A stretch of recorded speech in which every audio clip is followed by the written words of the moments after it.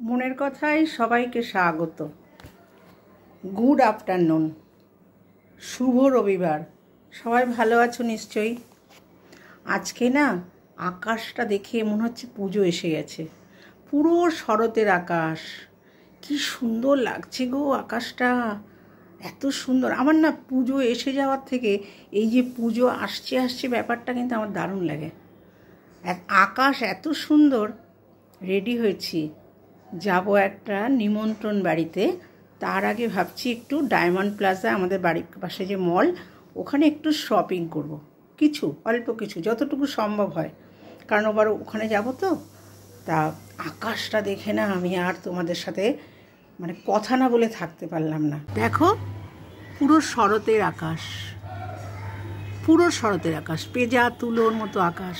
কি ভালো লাগে না এই সময়, মনটা যেন একদম নেচে ওঠে।